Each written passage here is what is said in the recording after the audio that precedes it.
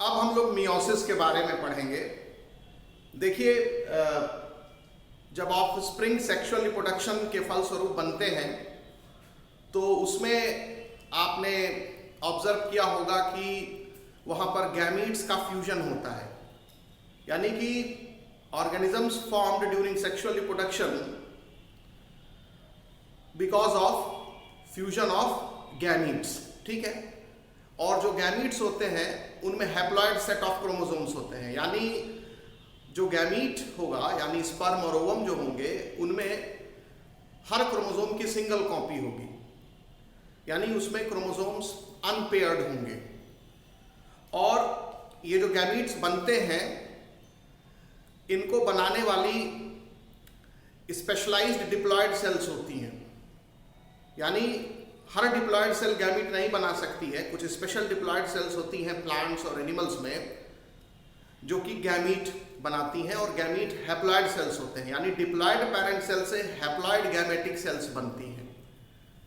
और ये एक special type of cell division होता है जिसमें कि डिप्लॉयड सेल से हैप्लॉयड सेल बनती हैं। इसी को मियोसिस कहा जाता है। तो हम लोग मियोसिस के बारे में पढ़ेंगे। तो मियोसिस क्या है? ये एक स्पेशल सेल डिवीजन है, स्पेशल सेल डिवीजन है।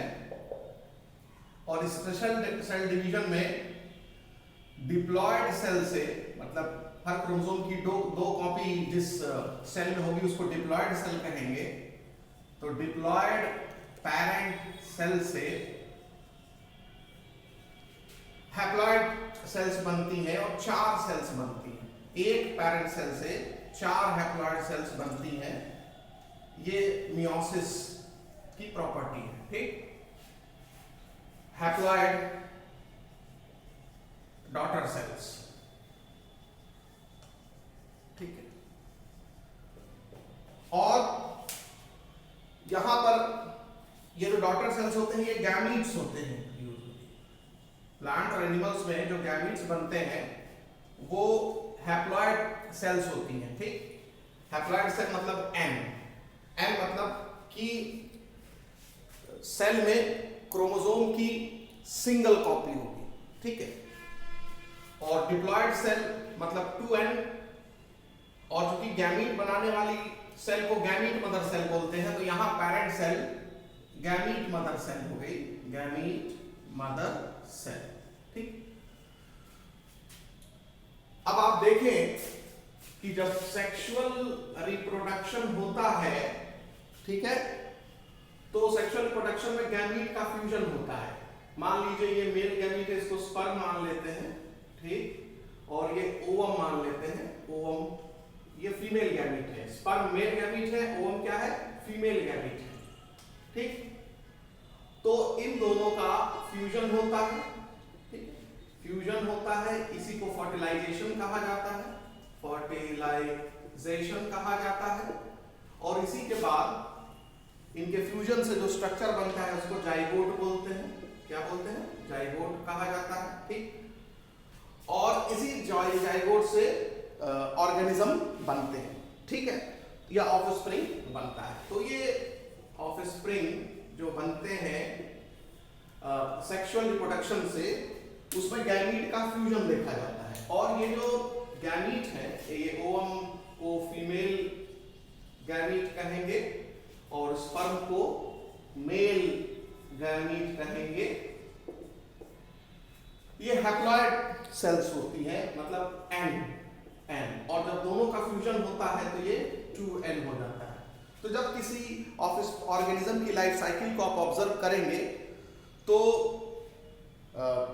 इसमें डिप्लॉयड और हैप्लॉयड स्टेज दोनों दिखेगा। और हैप्लॉयड स्टेज कौन सा स्टेज होता है? गैमीट वाला स्टेज होता है। ठीक, और ये खुद डिप्लॉयड सेल से बनता है, ये खुद डिप्लॉयड सेल से बनता है, यानी इस ओवम को बनाने वाली जो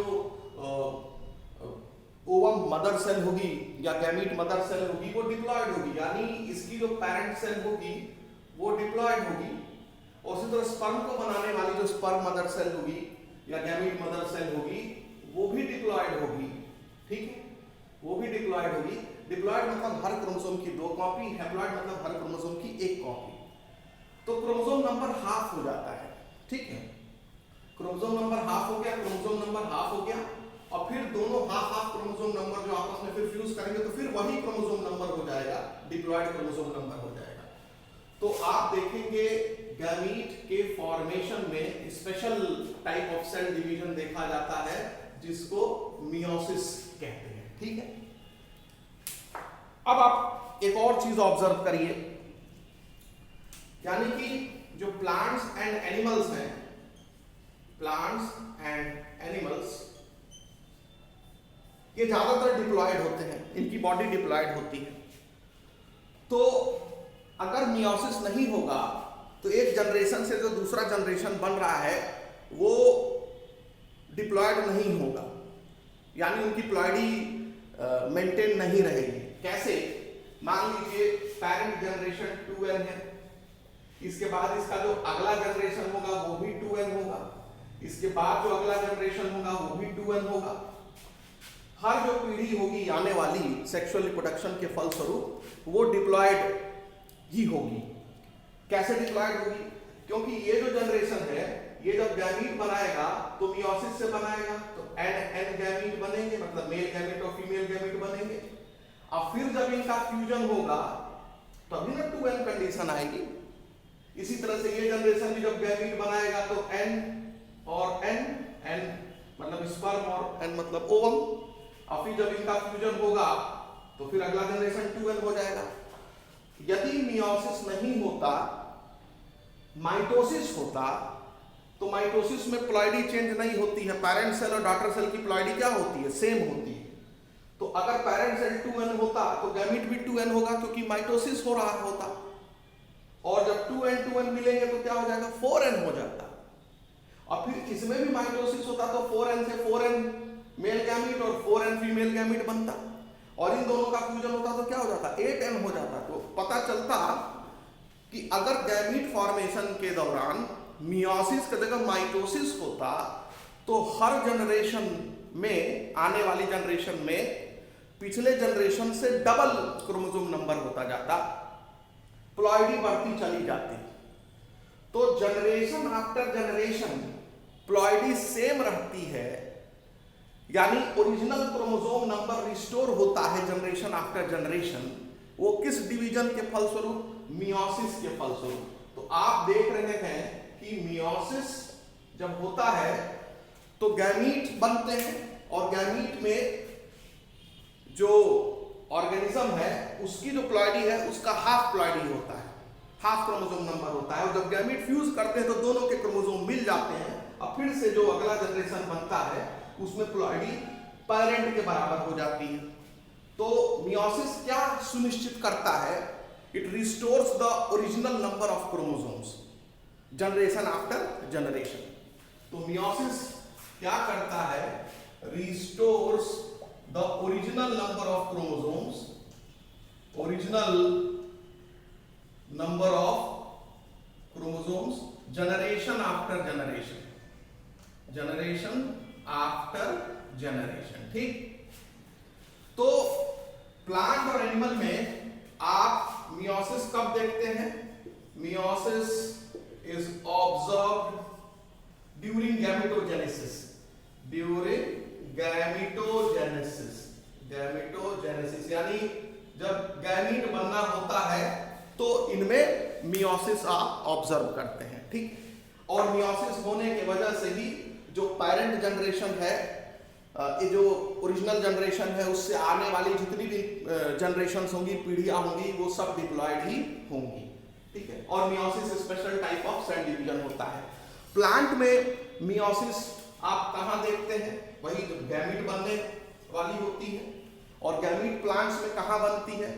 आप पढ़े होंगे फ्लावर रिप्रोडक्टिव ऑर्गन होता है प्लांट का, एंजियोस्पर्म का फ्लावर बनते हैं, फूल जो बनते हैं वो एक्चुअली उसमें रिप्रोडक्टिव ऑर्गन्स होते हैं, सेक्स ऑर्गन्स होते हैं। स्टेमन्स का नाम सुना होगा, कार्पल का नाम सुना होगा, गाइनोशियम का नाम सुना होगा।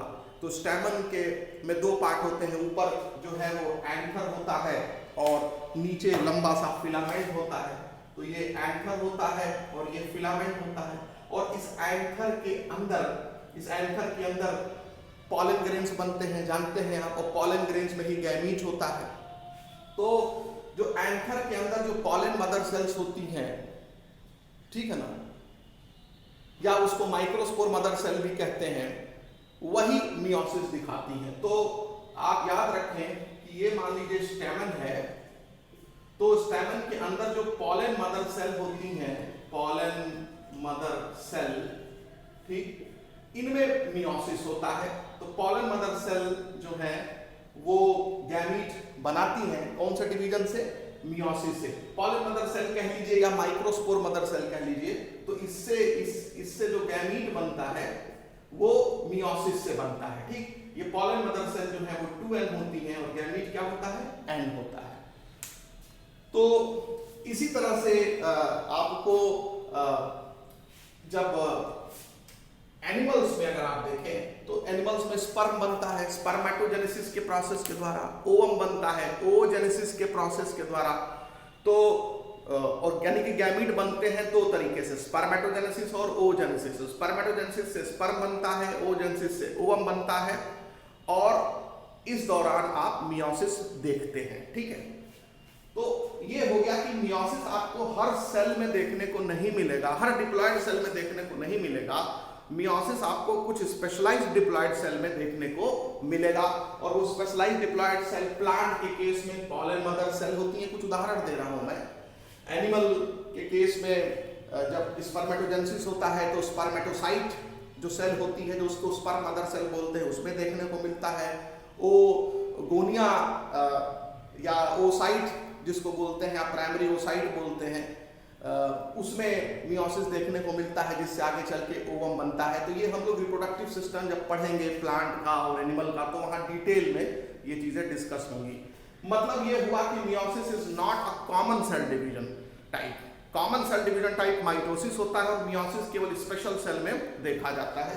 तो उसका जिक्र हमने यहाँ कर दिया है। और मियोसिस में पेरेंट सेल में जितना क्रोमोसोम होता है, डॉटर सेल में उसका आधा क्रोमोसोम आता है, ठीक है। इसीलिए मियोसिस को रिडक्शन डिवीजन भी कहा जाता है, कि क्रोमोसोम नंबर हाफ हो जाता है डॉटर सेल में। तो मियोसिस को रिडक्शन डिवीजन भी कहा जाता है। तो मियोसिस को रिडक्शन डिवीजन इसलिए कहा जाता है कि पेरेंट सेल में जितना क्रोमोसोम होता है उसका आधा डॉटर सेल में आ जाता है, और मियोसिस में एक पेरेंट सेल से 4 डॉटर सेल बनती हैं, ठीक। जबकि माइटोसिस में एक पेरेंट सेल से सिर्फ 2 डॉटर सेल बनती हैं।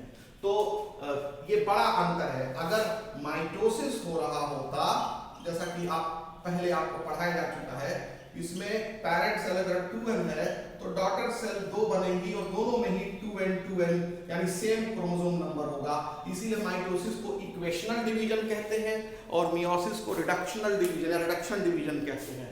माइटोसिस में एक पेरेंट सेल से 2 डॉटर सेल बनती हैं, जबकि मियोसिस में एक पेरेंट सेल से 4 डॉटर सेल बनती हैं।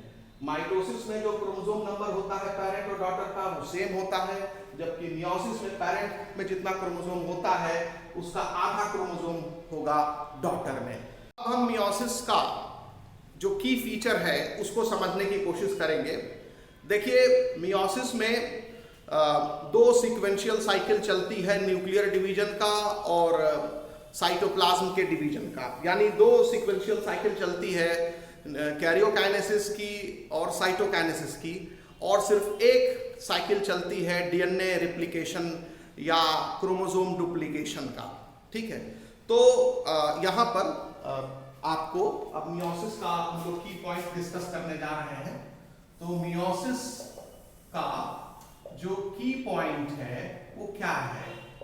की पॉइंट्स, तो पहला तो ये है कि इसमें देयर आर 2 सीक्वेंशियल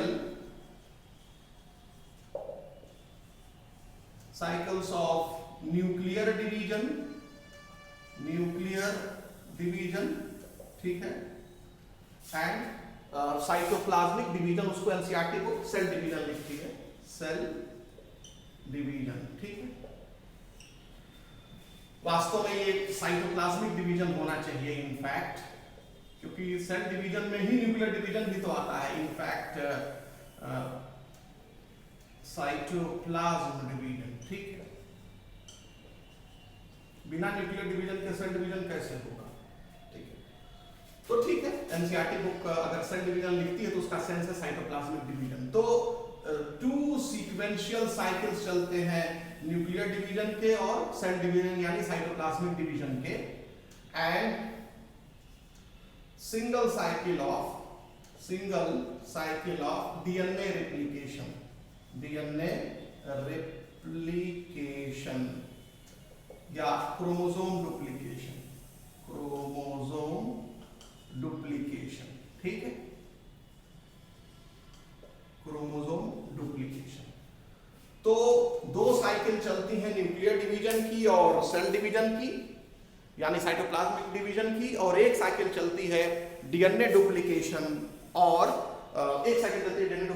और क्रोमोसोम डुप्लीकेशन की, ठीक है। और न्यूक्लियर डिवीजन को हम कहते हैं कैरियोकाइनेसिस यानी कैरियोकाइनेसिस की 2 साइकिल चलती है। उसी तरह से साइटोकाइनेसिस, ये हो गया साइटोकाइनेसिस, इसकी भी 2 साइकिल चलती है। तो 2 साइकिल कैरियोकाइनेसिस की, 2 साइकिल साइटोकाइनेसिस की और 1 साइकिल डीएनए डुप्लीकेशन की चलती है। ऐसा एनसीईआरटी बुक में लिखा गया है। ये मियोसिस का जो की पॉइंट है उसमें पहला की पॉइंट है। और इसी को जो 2 सीक्वेंशियल साइकिल चलती है, एक को मियोसिस फर्स्ट बोलते हैं, एक को मियोसिस सेकेंड। तो कहने का मतलब है कि ये जो 2 सीक्वेंशियल साइकिल का जिक्र एनसीईआरटी बुक कर रहा है, न्यूक्लियर डिवीजन का और साइटोप्लाज्मिक डिवीजन का, उसमें एक होता है मियोसिस फर्स्ट और दूसरा होता है मियोसिस सेकेंड। दूसरा क्या होता है? Meiosis second. तो मियोसिस फर्स्ट और मियोसिस सेकेंड। मियोसिस फर्स्ट में भी न्यूक्लियर डिवीजन होता है और साइटोप्लाज्मिक डिवीजन होता है। मियोसिस सेकेंड में भी न्यूक्लियर डिवीजन होता है और साइटोप्लाज्मिक डिवीजन होता है। तो there are 2 sequential cycles called meiosis first and meiosis second under meiosis, ठीक है। उसके बाद जो दूसरी इंपॉर्टेंट पॉइंट आपको ध्यान रखना है कि जो ये जो साइकिल चलती है मियोसिस फर्स्ट चलती है, उससे ठीक पहले जो पैरेंटल क्रोमोसोम होते हैं जिसमें जो डीएनए होता है उसका डुप्लीकेशन हो जाता है। तो आप ये ध्यान रखेंगे कि पैरेंटल क्रोमोसोम जो है वो रिप्लिकेट करते हैं और सिस्टर क्रोमैटिड बन जाता है। आपको मालूम है डीएनए डुप्लीकेशन होगा, आप एक डीएनए मॉलिक्यूल से 2 डीएनए मॉलिक्यूल बनेंगे, दोनों आपस में चिपके रहेंगे सेंट्रोमियर रीजन से, और ये जो डुप्लीकेटेड क्रोमोसोम होते हैं जब तक एक दूसरे से सेपरेट नहीं होते तब तक उनको सिस्टर क्रोमैटिड कहते हैं। तो इसमें जो सिंगल साइकिल जो डीएनए रिप्लिकेशन की चलती है, ठीक है ना, सिंगल साइकिल डीएनए रिप्लिकेशन की चलती है, वो मियोसिस फर्स्ट के पहले चलती है, ठीक है। तो सबसे पहले मियोसिस में आप देखेंगे डीएनए का डुप्लीकेशन, क्रोमोसोम का डुप्लीकेशन, और पैरेंट क्रोमोसोम में 2 सिस्टर क्रोमैटिड बन जाते हैं। तो सबसे पहले जो आप ऑब्जर्व करेंगे कि डुप्लीकेशन ऑफ पैरेंटल क्रोमोसोम,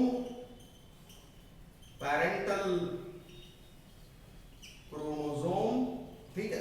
तो डुप्लीकेशन ऑफ पैरेंटल क्रोमोसोम, ठीक है, duplication of parental chromosome to form sister chromatids. तो पैरेंटल क्रोमोसोम का डुप्लीकेशन होता है जिससे सिस्टर क्रोमैटिड्स बनते हैं। जैसे माइटोसिस में जब इंटरफेज आप पढ़े थे, माइटोसिस के पहले जो इंटरफेज होता है तो उसमें कैसे एस फेज में डीएनए का डुप्लीकेशन होता है, यानी क्रोमोसोम का डुप्लीकेशन होता है और हर क्रोमोसोम में 2 सिस्टर क्रोमैटिड आ जाते हैं। तो ठीक यहाँ भी वैसे ही होता है। उसके बाद फिर मियोसिस फर्स्ट आता है, उसके बाद फिर मियोसिस सेकंड आता है। तो सबसे पहला मियोसिस में जो आप ऑब्जर्वेशन आपका होगा वो होगा ये, उसके बाद मियोसिस फर्स्ट, उसके बाद मियोसिस सेकंड। तो सीक्वेंस यही है। तो जब भी मियोसिस आप ऑब्जर्व करेंगे तो उसमें सबसे पहले आप इंटरफेस देखेंगे। जैसे माइटोसिस के पहले भी आप इंटरफेस देखते थे, तो मियोसिस के पहले भी आप इंटरफेस देखेंगे। उसमें भी G1 फेज आएगा, S फेज आएगा, G2 फेज आएगा, वो आप पहले ही पढ़ चुके हैं। एकदम सिमिलर होगा। माइटोसिस के पहले का जो इंटरफेज होगा और मियोसिस के पहले का जो इंटरफेज होगा, दोनों के इंटरफेज में कोई डिफरेंस नहीं होता। तो मियोसिस के ठीक पहले जो इंटरफेज होगा उसमें जो G1 फेज है, S फेज है, G2 फेज है, ये सिमिलर होगा माइटोसिस के G1S और G2 फेज के, उसके पहले जो होने वाले। और एस फेज में डीएनए डुप्लीकेशन होगा, क्रोमोसोम का डुप्लीकेशन होगा। इसका मतलब है हर क्रोमोसोम में दो सिस्टर क्रोमैटिड्स आ जाएंगे और तब उसके बाद फिर एक cycle nuclear division cytoplasmic division की चलेगी, उसको मियोसिस फर्स्ट बोलेंगे। उसके बाद फिर दूसरी साइकिल न्यूक्लियर डिवीजन की चलेगी और साइटोप्लाज्मिक डिवीजन की चलेगी, उसको मियोसिस सेकंड कहेंगे। अब देखिए जो मियोसिस का की पॉइंट है उसमें जो तीसरा पॉइंट है, ये तो मान लीजिए दो सीक्वेंशियल साइकिल चलती है, मियोसिस प्लस मियोसिस सेकंड, और दूसरा जो हमने बताया कि इसमें डीएनए डुप्लीकेशन चलता है, ठीक है, ये दूसरा पॉइंट था। अब जो तीसरा पॉइंट होता है कि मियोसिस में आप क्रोमोसोम की पेयरिंग देखेंगे, यहां पर आप क्रोमोसोम को पेयर में मूव करते हुए देखेंगे, जबकि माइटोसिस में क्रोमोसोम पेयर में नहीं मूव करता है, क्रोमोसोम सिंगल मूव करता है। उसके साथ जो है दूसरा क्रोमोसोम आकर के पेयर नहीं करता है। तो क्रोमोसोमल पेयरिंग ऑफ माइटोसिस में नहीं देखेंगे, किसमें देखेंगे? मियोसिस में देखेंगे। तो ये आपको ध्यान रखना पड़ेगा, ठीक है। तो पेयरिंग ऑफ क्रोमोसोम, और जो क्रोमोसोम, ऐसा नहीं कि कोई भी क्रोमोसोम किसी के साथ पेयर बना लेगा, होमोलॉगस क्रोमोसोम की पेयरिंग होगी। तो पेयरिंग ऑफ, आपको इसको ध्यान रखना पड़ेगा, पेयरिंग ऑफ होमोलॉगस क्रोमोसोम्स, ठीक। तो पेयरिंग ऑफ होमोलॉगस क्रोमोसोम्स, तो पेयरिंग ऑफ होमोलॉगस क्रोमोसोम्स ये भी की पॉइंट है मियोसिस का, ठीक है। तो pairing of homologous chromosome meiosis, और उसके बाद जो होमोलॉगस क्रोमोसोम के जो नॉन सिस्टर क्रोमैटिड्स होते हैं उनके बीच में सेगमेंट का एक्सचेंज होता है, उसको क्रॉसिंग ओवर या रिकॉम्बिनेशन कहते हैं। तो pairing of homologous chromosome is seen, ठीक, ये दिखाई देगा। एंड क्रॉसिंग ओवर मतलब exchange of segment, exchange of genes, exchange of segments मतलब genes between non sister chromatids of homologous chromosomes,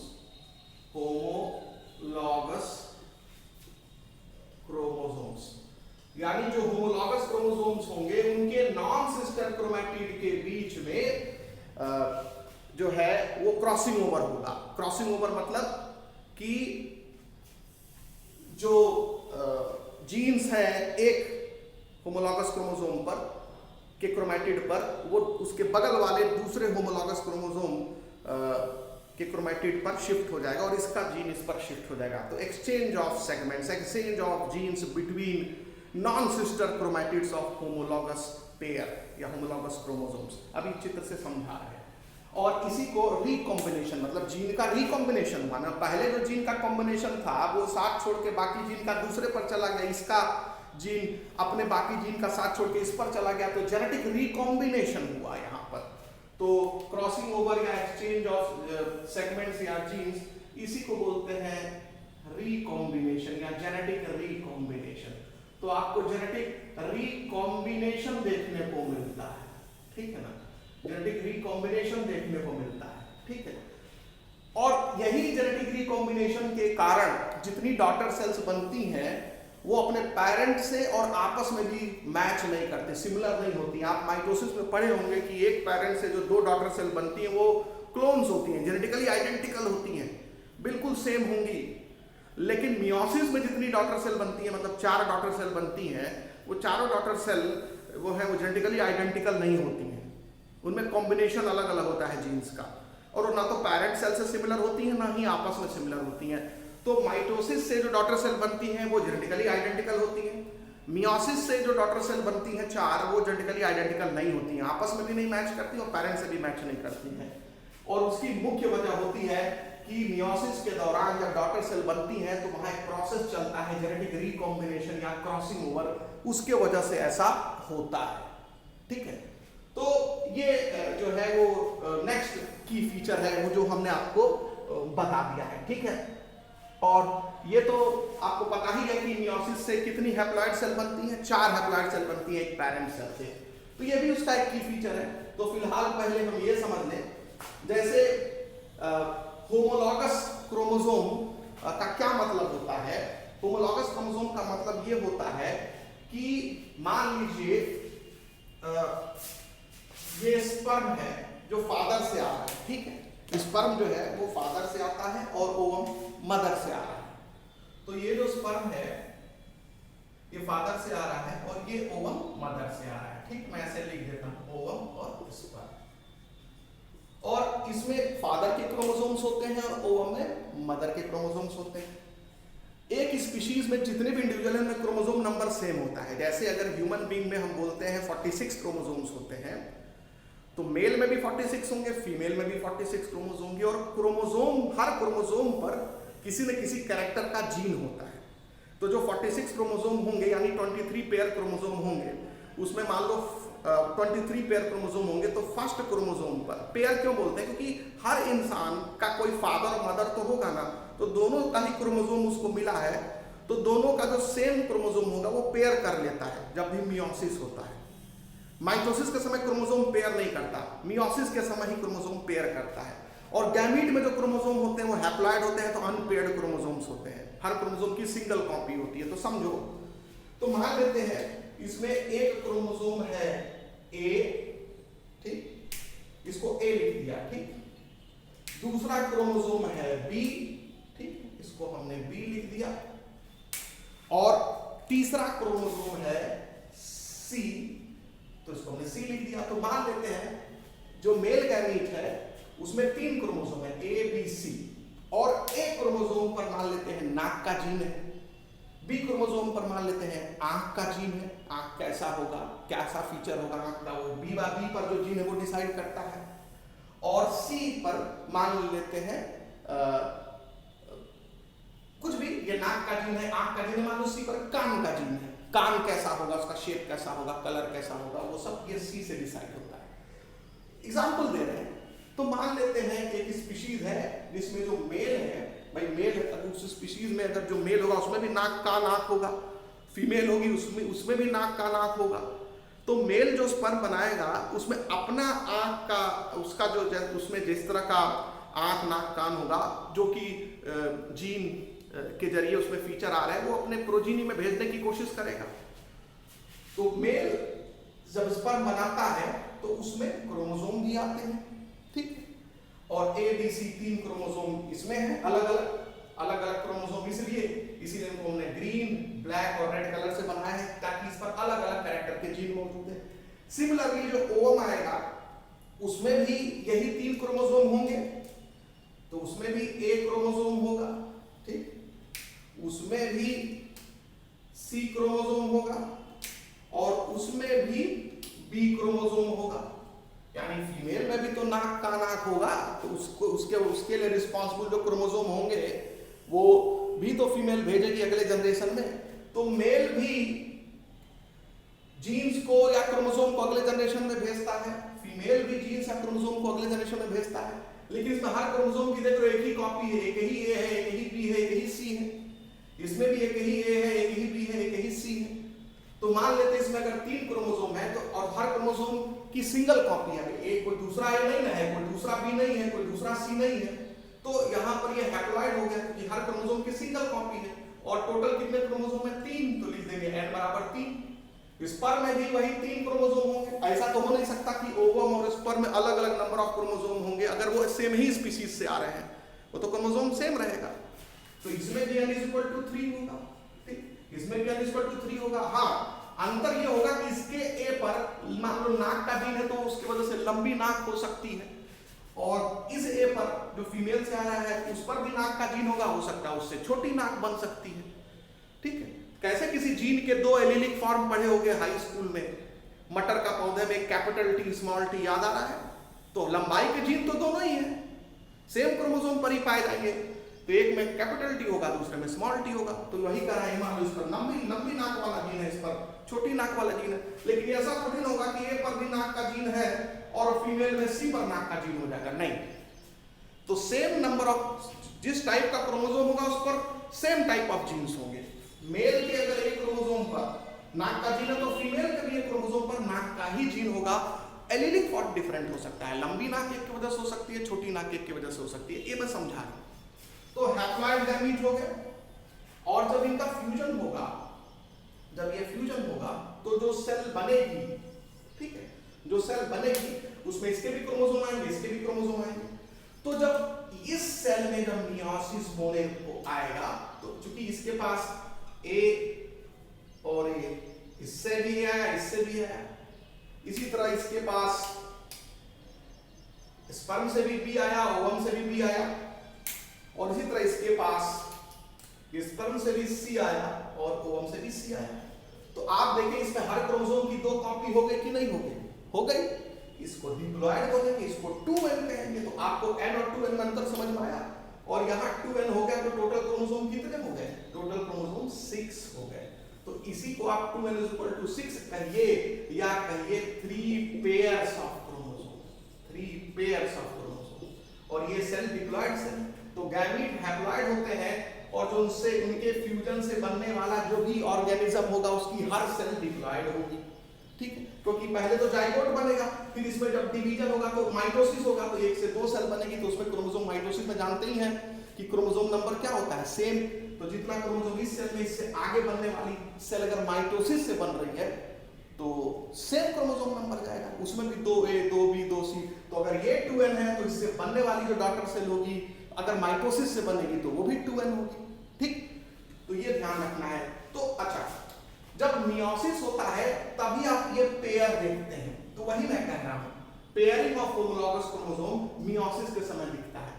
अगर मियोसिस नहीं होता है तो आपको सेल में पेयरिंग नहीं दिखती है, 2 क्रोमोसोम होंगे लेकिन पेयर नहीं होंगे। एक मान लो ऐसे होगा तो एक इधर होगा, ठीक है, न्यूक्लियस के अंदर। ऐसे ही ये सब क्रोमैटिन ऐसे होगा, ये इधर होगा। तो ये देखिए, तो इसमें भी 6 क्रोमोसोम है, यहां पर नो पेयरिंग। यहां क्या दिख रहा है? पेयरिंग दिख रहा है। तो मैं वही कह रहा हूं कि हम लोगों के शरीर में जो हर सेल होती है उसमें चूंकि हम लोग डिप्लॉयड ऑर्गेनिज्म है तो हर क्रोमोसोम की 2 कॉपी होगी, लेकिन जब भी माइटोटिक डिवीजन होगा, माइटोसिस होगा, तो क्रोमोसोम पेयर नहीं करेंगे कि 2A आकर के अगल बगल हो गए, 2B आकर के अगल बगल हो गए, 2C आकर के अगल बगल हो गए। लेकिन जब मियोसिस डिवीजन शो करेगी, अगर ये सेल, अगर यही सेल मियोसिस शो करेगी तो उसमें सब क्रोमोसोम अपने पार्टनर को ढूंढ के पेयर कर लेंगे। तो पेयरिंग ऑफ होमोलॉगस क्रोमोसोम, और इनको होमोलॉगस कहेंगे। सेम टाइप ऑफ क्रोमोसोम, एक फादर से आया, एक मदर से आया, एक फादर से आया, एक मदर से आया, एक फादर से आया, एक मदर से आया, तो इनको कहेंगे होमोलॉगस पेयर। क्या कहेंगे? Homologous pair.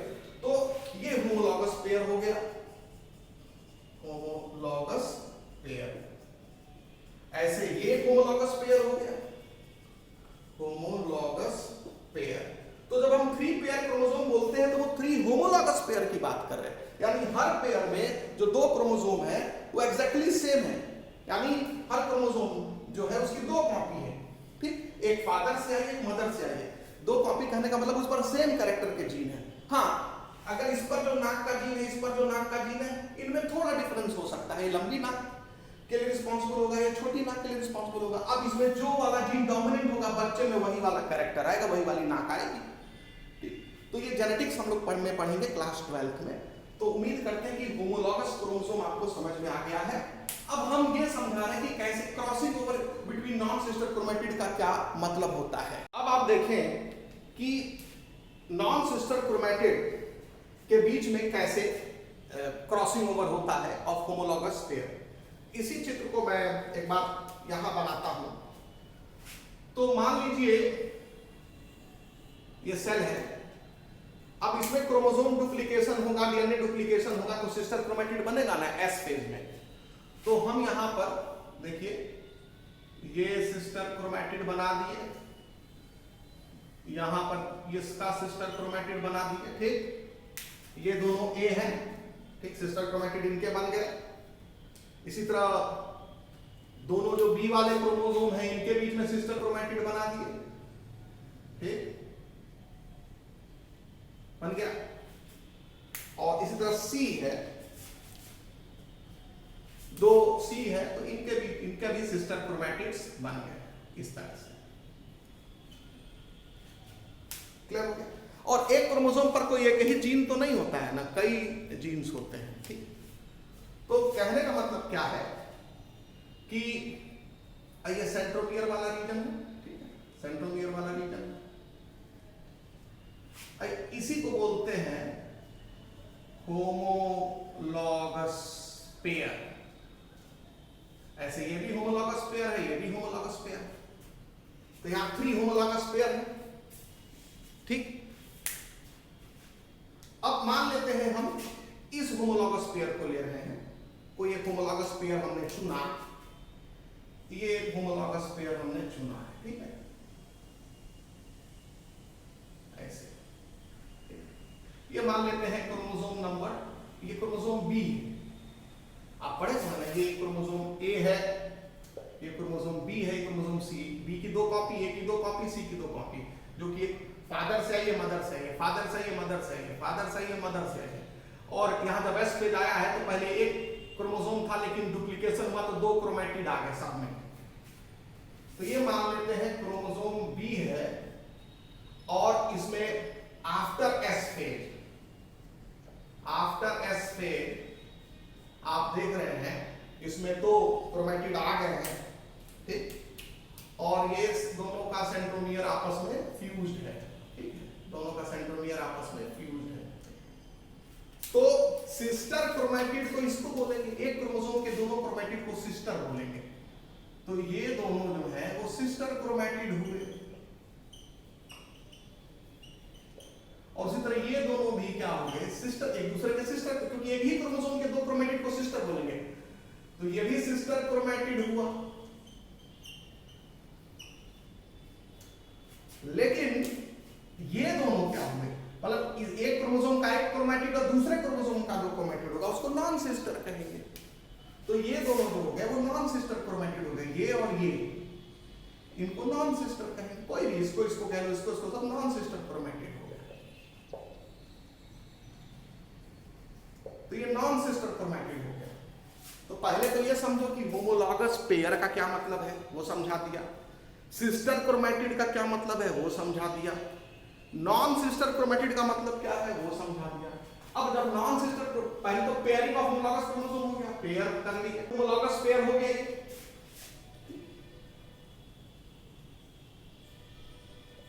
तो मियोसिस में क्रोमोसोम की पेयरिंग देखते हैं, और उससे पहले वो एस फेज आता है, तो बता चुके हैं इंटरफेज में तो 2 क्रोमैटिड बन जाते हैं, पेयरिंग होती है। और जो नॉन सिस्टर क्रोमैटिड होते हैं उसमें एक्सचेंज होता है सेगमेंट का, ठीक है। तो देखो कैसे होता है, क्योंकि अब ये क्रॉसिंग ओवर है, जेनेटिक रिकॉम्बिनेशन दिखा रहे हैं, तो इसको क्रॉसिंग ओवर बोलते हैं। ऐसे अपना ये सेगमेंट एक्सचेंज करेंगे इस तरह से,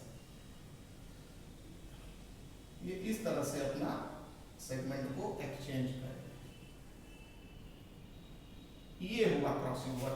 एक्स जैसा आपको एक क्रॉस, इसका क्रोमैटिड का कुछ पोर्शन, इसका जो आर्म है और इसका जो आर्म है, एक दूसरे को क्रॉस करेगा, ठीक। और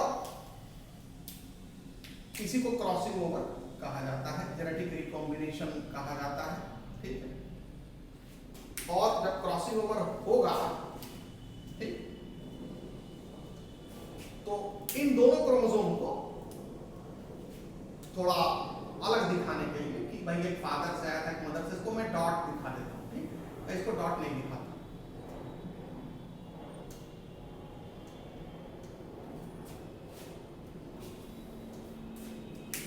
तो आप देखेंगे आफ्टर क्रॉसिंग ओवर क्या हो जाएगा,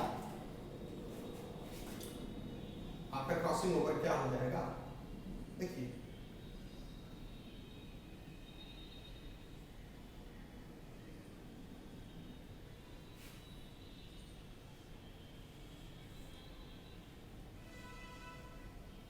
क्रॉसिंग ओवर के फलस्वरूप जेनेटिक रिकॉम्बिनेशन होता है, यानी क्रॉसिंग ओवर जब होगा तो उससे क्या हो जाएगा, लीड्स टू जेनेटिक रिकॉम्बिनेशन।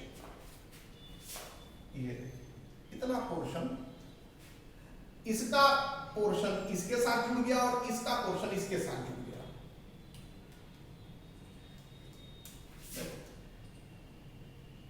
ये पोर्शन इससे टूट के इधर आएगा, इसका पोर्शन इससे टूट के चिपक गया। ठीक,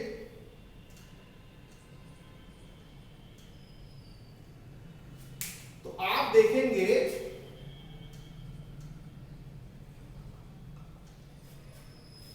अब आप देखिए पेरेंट में जो स्थिति थी, जो पेरेंट में स्थिति थी वो ये थी।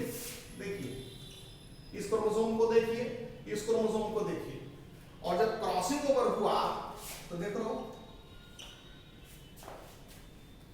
क्रॉसिंग ओवर समझ में आ गया। यानी जो इतना पोर्शन आप देख रहे हैं, इतना पोर्शन देख रहे हैं, ये जो पोर्शन था वो इससे आया और ये जो पोर्शन था वो इस क्रोमोसोम से गया, तो क्रॉसिंग ओवर हो गया, एक्सचेंज ऑफ जेनेटिक सेगमेंट। ये सेगमेंट इस क्रोमोसोम ने इससे लिया और ये सेगमेंट इस क्रोमोसोम ने इससे लिया, तो इसी को बोलते हैं क्रॉसिंग ओवर। यानी ये क्रॉसिंग ओवर हुआ और उसके वजह से नया कॉम्बिनेशन बना, न्यू कॉम्बिनेशन बना,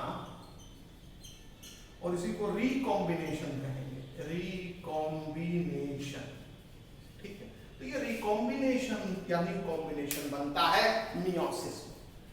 ठीक है, अब इसको हम एक और तरीके से समझने की कोशिश करते हैं, एक और तरीके से समझने की कोशिश करते हैं, जीन से समझने की कोशिश करते हैं। मान लेते हैं बेटा ये जो क्रोमोसोम था, ठीक है, ये जो क्रोमोसोम था इस पर 2 जीन थे, ए पर 2 जीन थे, हम खाली नाक का जीन बोले थे। मान लेते हैं इस पर फिंगर का भी जीन है या लेंथ का जीन है, लंबाई का भी जीन है।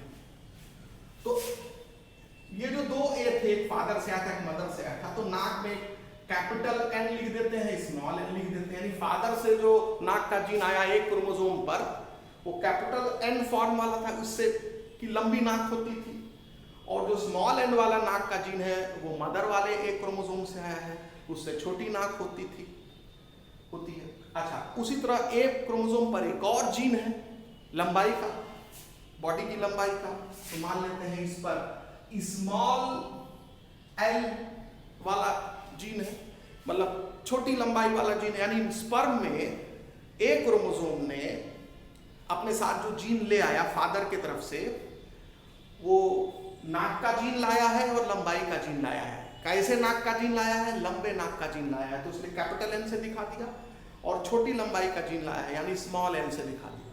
और मदर ओवम के जरिए जो अपना एक क्रोमोसोम भेजी है, उसमें भी चूंकि एक क्रोमोसोम है तो उस पर भी नाक का जीन होगा, लंबाई का जीन होगा, लेकिन मदर जो नाक का जीन भेज रही है वो छोटी नाक का जीन भेज रही है, स्मॉल एन सिंबल से जिसको दिखा रहे हैं, और लंबाई वाला जीन भेज रही है, जिससे कि आदमी लंबा होगा, ऑर्गेनिज्म लंबा होगा, तो capital N.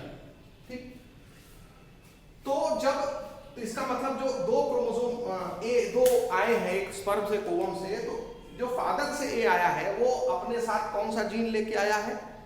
Capital N small N. और मदर जो एक क्रोमोसोम भेजी है वो कौन सा जीन लेके आई है? Small N capital L, small N capital N, small L capital L, just अभी बताएं आपको क्या है। तो 2 जीन लेकर के आ रहे हैं एक क्रोमोसोम। तो मान लेते हैं कि ये यही एक क्रोमोसोम है, मान लो इसको हम बी के बजाय ए ही मान लें, कुछ भी मान लेते हैं, एक क्रोमोसोम है। ठीक है, तो अब मान लो ये है, ये वाला एक क्रोमोसोम जो फादर से आया है, ये फादर से आया है, और ये किससे आया है? ये मदर से आया है। और एस फेज में ये फादर से जो आया है बेटा, ये कैपिटल एन जीन लेके आया था, और दूसरा कौन सा जीन लेके आया था? स्मॉल एल लेके आया था। ठीक, और चूंकि जब एस फेज में इसका डुप्लीकेशन हुआ तो इस जीन की भी 2, भाई ये जो तुम देख रहे हो ये इसी की तो कॉपी है, एस फेज में डुप्लीकेशन हुआ है तो इस पर भी आ जाएगा एन, और इस पर भी क्या आ जाएगा? Small L. ठीक, और जो ये मदर का क्रोमोसोम है, ये जो दूसरा वाला है ये मदर का, तो ये अपने साथ स्मॉल एन और कैपिटल एल भेज रही है, तो इस पर जो है स्मॉल एन था जीन और क्या था? कैपिटल एल जीन था। जब इसका एस फेज में डुप्लीकेशन होगा, 2 क्रोमैटिड बनेंगे सिस्टर क्रोमैटिड, तो इस पर भी स्मॉल एन और यहां भी क्या आ जाएगा? कैपिटल एल आ जाएगा। ठीक, तो डीएनए डुप्लीकेशन हुआ, यानी हर क्रोमोसोम की 2 कॉपी हो गई, लेकिन वो आपस में भी चिपके हैं तो क्रोमैटिड बोल देंगे। जब तक सेपरेट नहीं होंगे तब तक वो सेम क्रोमोसोम ही रहेंगे, बट इनको सिस्टर क्रोमैटिड कहा जाएगा। तो ये सिस्टर क्रोमैटिड है, ये दोनों एक दूसरे के सिस्टर क्रोमैटिड हैं, ये दोनों एक दूसरे के सिस्टर क्रोमैटिड है, लेकिन ये और ये नॉन सिस्टर होंगे। अब देखो क्या हुआ, तो यहाँ क्या कॉम्बिनेशन बन रहा है बेटा, क्या कॉम्बिनेशन बन रहा है, इसमें n के साथ n है और इसमें स्मॉल n के साथ कैपिटल n है। दो जीन आपस में कॉम्बिनेशन बना रहे हैं, कैपिटल N और स्मॉल n, यानी लंबी नाक वाला लेकिन छोटी हाइट वाला कॉम्बिनेशन बन रहा है। इसमें छोटी नाक वाला बट लंबी हाइट वाला कॉम्बिनेशन बन रहा है। यानी मदर ये चाहती है कि बच्चा जो है वो छोटी नाक बट लंबी हाइट वाला हो, क्योंकि वो अपने क्रोमोसोम पर इसी कैरेक्टर का जीन भेज रहे हैं। और फादर ये चाहता है कि नाक लंबी हो लेकिन बच्चा छोटा हो हाइट में, तो वो उसी कैरेक्टर का जीन भेज रहा है। लेकिन जब जाइगोट बना तो उसमें फादर और मदर के ये 4 वैलिडिक फॉर्म आ गए हैं, capital N small l, capital L small l, और उनका एक फिक्स कॉम्बिनेशन भी है, क्योंकि जो पेरेंट की तरफ से जो कॉम्बिनेशन भेजा गया था वो कैपिटल N के साथ स्मॉल l का भेजा गया था और स्मॉल n का कैपिटल L के साथ भेजा गया था। लेकिन जब मियोसिस होता है, जब इस सेल में मियोसिस होता है, अब इसमें जो प्रॉपर्टी होगी वो तो आ गई, जो डोमिनेंट है उसके वजह से आ गया प्रॉपर्टी। लेकिन अब जब ये बनाएगा अपना स्पर्म और अपना ओवम, तब ये मियोसिस करेगा। तो इसमें जब मियोसिस होगा तो वही कॉम्बिनेशन नहीं होगा जो फादर भेजे थे या मदर भेजे थे, यानी n के साथ स्मॉल, कैपिटल N के साथ स्मॉल l और स्मॉल n के साथ कैपिटल N। इसमें देखो ना क्रॉसिंग ओवर की वजह से कॉम्बिनेशन बदलेगा। कैसे बदलेगा देखो, अब ये देखो, ये कैपिटल N है, ये क्या है स्मॉल n, यहाँ क्या होगा वही सेम कॉपी है कैपिटल N, और इसका जो सेगमेंट देखो इधर जाने की कोशिश कर रहा है वो स्मॉल n जाने की कोशिश कर रहा है नहीं। अच्छा इसमें क्या होगा, स्मॉल n है, और ये क्या है कैपिटल N है, और जो सेगमेंट इधर आने की कोशिश कर रहा है वो कौन सा कर रहा है कैपिटल N। तो आफ्टर क्रॉसिंग ओवर देखो क्या होगा, ये n हो गया, ये l हो गया, ठीक, यहां n हो गया और यहां क्या हो जाएगा l, कैपिटल L, और ये देखो n हो गया और यहां क्या होगा स्मॉल l, ये n हो गया और ये l, ठीक।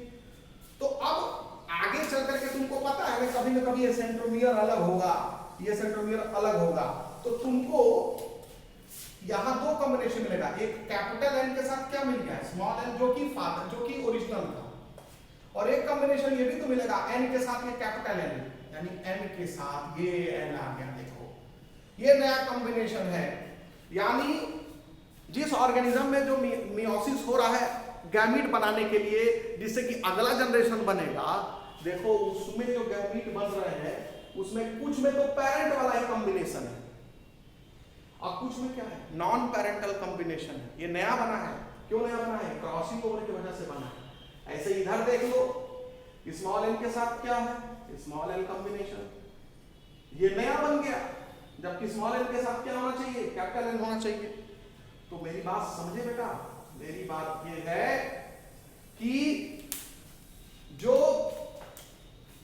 इस ऑर्गेनिज्म के फादर मदर ने भेजा उसमें जो कॉम्बिनेशन था वही कॉम्बिनेशन ये अपने अगले जनरेशन में भेजे, ये जरूरी नहीं है। कुछ तो जाएगा, देखो कुछ गैमीट में ये कॉम्बिनेशन बन रहा है, कुछ गैमीट में ये कॉम्बिनेशन बन रहा है, मतलब ये फादर जो कॉम्बिनेशन इसको अपने पेरेंट्स से मिला था वो तो है, लेकिन कुछ इसने नया बनाया है, जेनेटिक रिकॉम्बिनेशन, एक दोबारा कॉम्बिनेशन बना है इसमें, ये स्मॉल n के साथ स्मॉल n वाला कॉम्बिनेशन, कैपिटल N के साथ कैपिटल L वाला कॉम्बिनेशन, यानी इस ऑर्गेनिज्म की जो अगली पीढ़ी होगी उसमें लंबी नाक के साथ हाइट भी बड़ी हो सकती है, छोटी नाक के साथ लंबाई भी कम हो सकती है। तो ये आपको ध्यान रखना होगा। तो ये मतलब होता है कि pairing of homologous chromosome is seen crossing over या exchange of segment takes place between non sister chromatid of homologous chromosome, और उससे क्या होगा, जेनेटिक रिकॉम्बिनेशन होगा। अब देखिए यहां पर जो नया कॉम्बिनेशन बना है और कुछ पैरेंटल कॉम्बिनेशन था, तो आप देखेंगे कि ये जो ऑर्गेनिज्म है, क्योंकि इसमें मियोसिस के दौरान ये सब चीज देख रहे हैं, तो मियोसिस के फलस्वरूप ये गैमीट बना रहा होगा, तभी ना ये हो रहा है। यानी ये ऑर्गेनिज्म जब अपना स्पर्म बनाएगा या ओवम बनाएगा, अगर फीमेल है तो ओवम बनाएंगे और अगर मेल है तो स्पर्म बनाएगा। तो मान लेते हैं यदि ये ऑर्गेनिज्म मेल है, तो जब ये स्पर्म बनाएगा तो इसमें जो एक क्रोमोसोम भेजेगा, क्योंकि ये एक क्रोमोसोम पर ही जो जीन्स हैं उन्हीं का कॉम्बिनेशन दिखा रहे हैं, तो वो 4 तरह का एक क्रोमोसोम बना सकता है, भेज सकता है। देखो एक जो स्पर्म बनेगा, ध्यान से देखना, तो उसमें जो ए बी सी ये 3 क्रोमोसोम होते हैं, मान लो ए है, ये बी है, सी है, तो हम सिर्फ यहाँ एक क्रोमोसोम को ऑब्जर्व करके एग्जांपल दे रहे हैं। तो इसके एक क्रोमोसोम पर या तो कुछ एक क्रोमोसोम पर कैपिटल एन और स्मॉल एन वाला कॉम्बिनेशन होगा, उसी तरह से कुछ स्पर्म पर स्मॉल एन और कैपिटल एन वाला कॉम्बिनेशन होगा, ठीक, और कुछ स्पर्म पर में कैपिटल एन वाला कॉम्बिनेशन रहेगा, और कुछ स्पर्म पर स्मॉल एन और स्मॉल एन वाला कॉम्बिनेशन रहेगा, ठीक है। तो आप देखो इसके पास जो कॉम्बिनेशन आया था, capital N small N L और स्मॉल एन कैपिटल एल का कॉम्बिनेशन इसके पास आया था, लेकिन जब इसमें मियोसिस हुआ, जब इसका गैमीट बना, तो वो 4 तरह के कॉम्बिनेशन वो बनाएगा, जिसमें 2 कॉम्बिनेशन तो वही रहेंगे जो इसको मिले थे, capital N small N, capital N small N, और small N capital N, small N capital N. लेकिन ये जो 2 नए कॉम्बिनेशन बने हैं, ये क्रॉसिंग ओवर के वजह से बने हैं, ठीक है। ये आपको ध्यान रखना पड़ेगा। तो बहुत महत्वपूर्ण है मियोसिस डिवीजन को समझना, कि इसमें जो, इसीलिए जब ये 4 डॉटर बनेंगी, ठीक है ना, 4 जो गैमीट्स बनेंगे, देखो सेम है, नहीं सेम है, ये एक सेल से जो 4 सेल्स बन रही है, देखो कॉम्बिनेशन सेम नहीं है, इसीलिए आइडेंटिकल नहीं होती है चारों सेल। यहाँ तो मात्र हम सोचो एक ही क्रोमोसोम पर हम 2 जीन खाली सोच करके इनके क्रॉसिंग ओवर को ध्यान में रख के हम ये बना रहे हैं। ऐसे ही बी क्रोमोसोम पर भी तो होगा कुछ दूसरे जीन, उनके कॉम्बिनेशन, सी क्रोमोसोम पर होगा कुछ दूसरे जीन, उनके कॉम्बिनेशन, और क्रॉसिंग ओवर जैसे ए के बीच में हो रहा है, एक होमोलॉगस पेयर के बीच में हो रहा है, ऐसे बी के बीच में भी हो रहा होगा, सी के भी होमोलॉगस क्रोमैटिड्स के बीच में हो रहा होगा। तो सोचो कितने सारे कॉम्बिनेशंस बनेंगे, thousands of millions of type of sperms बनेंगे, गैमीट्स बनेंगे, ठीक है। तो आप समझ सकते हैं कि ये बहुत ही कॉम्प्लेक्स प्रोसेस होता है मियोसिस। तो बट हम लोग मियोसिस का की पॉइंट डिस्कस कर रहे थे, वो हो गया है। अब देखिए जो मियोसिस होता है, जैसा कि हम बता चुके हैं, उसमें 2 पार्ट होते हैं, मियोसिस फर्स्ट और मियोसिस सेकंड, और अब हम लोग इनके बारे में डिटेल में पढ़ेंगे। अब देखिए मियोसिस में 2 पार्ट होता है, मियोसिस फर्स्ट और मियोसिस सेकंड, ठीक। 2 साइकिल चलती है सीक्वेंस ऑफ इवेंट्स की, कैरियोकाइनेसिस और साइटोकाइनेसिस की, इसमें भी और इसमें भी, और इसके पहले डीएनए डुप्लीकेशन चलता है, ठीक। और मियोसिस के पहले क्या चलता है, इंटरफेज चलता है, तो इंटरफेज तो चलेगा ही। और मियोसिस फर्स्ट को भी, उसमें 4 सब फेजेस होते हैं, वही prophase first, metaphase first, anaphase first और टीलोफेज फर्स्ट। ऐसे ही मियोसिस सेकंड में भी 4 सब फेजेस होते हैं, prophase second, metaphase second, anaphase second और T telophase second, telophase second, ठीक। और जो भी क्रोमोसोम नंबर हाफ होना होता है वो इसी में होता है। मतलब आप ये समझिए कि एक सेल अगर 2n है तो उसमें उससे पहले 2 सेल बनती हैं n, और फिर इससे फिर 2 सेल बनती हैं n और n।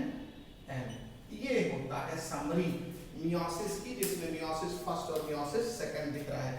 ये हो गया मियोसिस फर्स्ट और ये हो गया मियोसिस सेकंड। यानी मियोसिस सेकंड में जो 2 डॉटर सेल बनी थी मियोसिस फर्स्ट में, वो डिवाइड होकर के 4 सेल बनाती हैं। तो आप देखेंगे कि पहले मियोसिस फर्स्ट में एक पैरेंट सेल से 2 सेल बनती है और ये 2 सेल से फिर 4 सेल बनती है। तो वास्तव में क्रोमोसोम नंबर जो हाफ होता है 2n से n होता है, वो मियोसिस सेकंड में नहीं होता है। किसमें होता है? मियोसिस फर्स्ट में होता है। तो जब हम मियोसिस को रिडक्शन डिवीजन कहते हैं ना, तो रिडक्शन डिवीजन कहते हैं तो वास्तव में मियोसिस फर्स्ट की वजह से रिडक्शन डिवीजन कहते हैं, क्योंकि इसमें 2n से n बनने वाला जो स्टेप है वो मियोसिस फर्स्ट है। तो मियोसिस फर्स्ट को ही वास्तव में हम रिडक्शन डिवीजन कहते हैं, ठीक है। तो मियोसिस को ओवरऑल तो रिडक्शन डिवीजन कहेंगे, लेकिन उसमें रिडक्शन डिवीजन हुआ किसके वजह से? मियोसिस फर्स्ट के वाले स्टेप के वजह से।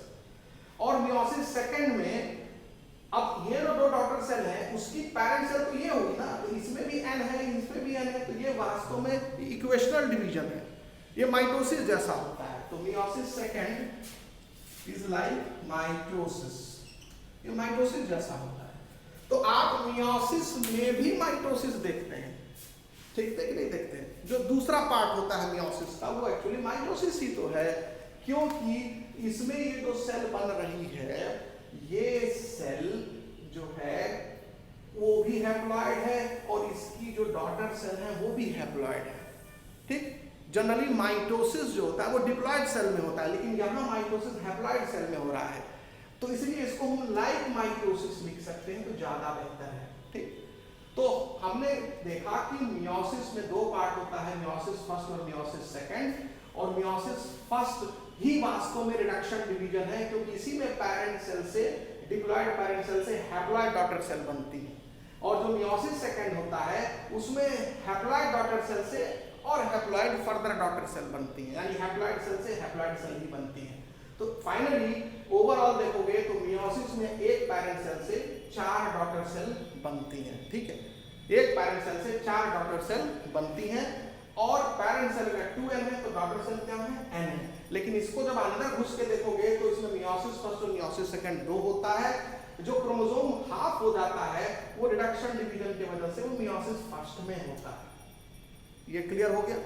अब हम लोग मियोसिस फर्स्ट के बारे में पढ़ेंगे, और मियोसिस फर्स्ट में जो 4 सब स्टेजेस होते हैं, prophase first, metaphase first, anaphase first और टीलोफेज फर्स्ट। इसमें से प्रोफेज फर्स्ट जो होता है बहुत लंबे ड्यूरेशन का होता है। पूरे मियोसिस में मियोसिस फर्स्ट ज़्यादा समय लेता है मियोसिस सेकंड के तुलना में, और मियोसिस फर्स्ट में भी प्रोफेज फर्स्ट जो होता है वो सबसे लंबा ड्यूरेशन लेता है, बहुत लंबा चलता है।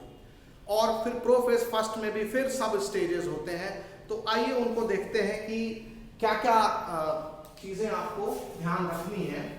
तो जो मियोसिस फर्स्ट है उसमें सबसे पहले हम लोग प्रोफेज फर्स्ट के बारे में पढ़ेंगे। ये लॉन्गेस्ट ड्यूरेशन का होता है, ध्यान रखेंगे, लॉन्गेस्ट ड्यूरेशन का होता है, ठीक है, इन मियोसिस। यानी जो भी मियोसिस में डिफरेंट स्टेजेस होते हैं, लॉन्गेस्ट ड्यूरेशन इन मियोसिस प्रोफेज फर्स्ट, ठीक, सबसे ज्यादा ड्यूरेशन का होता है। और इस प्रोफेज फर्स्ट में, और खासकर ये जो प्रोफेज फर्स्ट होता है ये माइटोसिस के प्रोफेज से काफी डिफरेंट होता है, ठीक, और उससे बहुत ज्यादा समय लेता है। तो ये मत समझिएगा कि जो माइटोसिस में प्रोफेज पढ़े थे और मियोसिस का जो मियोसिस फर्स्ट का प्रोफेज फर्स्ट है वो सेम है, नहीं, वो डिफरेंट है। तो it is quite different from prophase of mitosis. तो दूसरा पॉइंट आप लिखेंगे, it is quite different from prophase of mitosis, prophase of mitosis, ठीक है। अब इसमें भी कुछ सब स्टेजेस होते हैं, ठीक। अब जो इसमें सबसे पहला सब स्टेज होता है उसको लैक्टोटीन कहा जाता है, ठीक। इसके बाद जो दूसरा सब स्टेज आता है उसको जाइगोटीन कहा जाता है। सीक्वेंस में पहले लैक्टोटीन आता है, उसके बाद जाइगोटीन स्टेज आता है, उसके बाद फिर पैकीटीन स्टेज आता है, फिर उसके बाद डिप्लोटीन स्टेज आता है, और फिर डायाकाइनेसिस स्टेज आता है, डायाकाइनेसिस। तो आप देखेंगे कि जो प्रोफेज फर्स्ट होता है उसमें 5 सब स्टेजेस होते हैं, जिसमें लैक्टोटीन, जाइगोटीन, पैकीटीन, डिप्लोटीन और डायाकाइनेसिस। इसमें भी जो लैक्टोटीन और जाइगोटीन होता है बहुत ही शॉर्ट ड्यूरेशन का होता है एज कंपेयर्ड टू पैकीटीन, डिप्लोटीन। इसमें लॉन्गेस्ट ड्यूरेशन डिप्लोटीन का होता है, तो कुछ सेल में तो कई साल तक रहता है डिप्लोटीन स्टेज। तो ऑफ लॉन्गेस्ट ड्यूरेशन, तो कौन सा स्टेज ऑफ लॉन्गेस्ट ड्यूरेशन होता है? डिप्लोटीन। और लैक्टोटीन और जाइगोटीन ये बहुत कम ड्यूरेशन के, लैक्टोटीन तो शॉर्टेस्ट ड्यूरेशन का होता है। तो एनसीईआरटी बुक लिखती है कि लैक्टोटीन और जाइगोटीन जो होता है वो पैकीटीन के रिस्पेक्ट में शॉर्ट ड्यूरेशन का होता है, ठीक है। तो ये शॉर्ट ड्यूरेशन के ये दोनों होते हैं, of short duration as compared to rest of stages, as compared to rest of stages, ठीक है। अब यहां पर जो लैक्टोटीन स्टेज होता है, ठीक है, वो उसमें क्रोमोसोम ग्रेजुअली विजिबल होते हैं धीरे धीरे। लैक्टोटीन में जब आप ऑब्जर्व करेंगे तो क्रोमोसोम पहले अचानक से नहीं विजिबल होंगे, वो ग्रेजुअली विजिबल होंगे अंडर लाइट माइक्रोस्कोप। जैसे जैसे उनमें कॉम्पैक्शन होता जाएगा, क्वाइलिंग होती जाएगी, कंडेंसेशन होता जाएगा। तो कंडेंसेशन यहाँ भी होगा, जैसे माइटोसिस के प्रोफेज में कंडेंसेशन हो रहा था, यहाँ भी कंडेंसेशन होगा। कॉम्पैक्शन टर्म यहाँ पर यूज किया है एनसीईआरटी बुक में। तो आप यहाँ पर मेंशन कर लेंगे chromosome become gradually visible under light microscope, यानी कि लैक्टोटीन स्टेज में chromosome becomes gradually visible under light microscope, ठीक है। तो under light microscope, light microscope, ठीक। तो chromosome becomes gradually visible under light microscope, यानी क्रोमोसोम सडनली नहीं दिखाई देगा, धीरे धीरे थोड़ा देर फोकस किए रहेंगे माइक्रोस्कोप को तो धीरे धीरे क्रोमोसोम दिखना शुरू होगा, क्योंकि जैसे जैसे उसमें कंडेंसेशन होगा एक आकृति उभरनी शुरू होगी क्रोमोसोम की, ठीक है।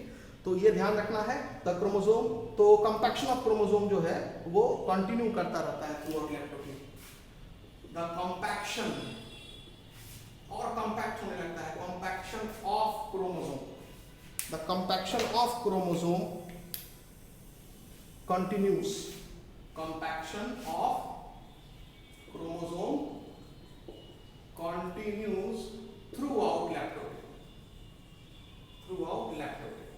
तो लैक्टोटीन में आप क्रोमोसोम का कंपैक्शन देखते हैं, क्रोमोसोम का क्वाइलिंग देखते हैं कि वो क्वाइल होता जा रहा है और घना होता जा रहा है और छोटा और मोटा होता जा रहा है, यानी अपने रूप को लेने की कोशिश कर रहा है। आपको मालूम है क्रोमैटिन थ्रेड पहले होता है इंटरफेज स्टेज में, तो इंटरफेज स्टेज के बाद ही तो मियोसिस फर्स्ट आएगा, मियोसिस फर्स्ट का प्रोफेज फर्स्ट आएगा और उसका लैक्टोटीन आएगा। लैक्टोटीन में वो क्वाइलिंग होनी शुरू होगी, धीरे धीरे वो अपना क्रोमोसोम के रूप में आने की कोशिश कर रहा है। और आपको कुछ समय बाद लाइट माइक्रोस्कोप से जब देखेंगे तो क्रोमोसोम स्पष्ट दिखाई देगा।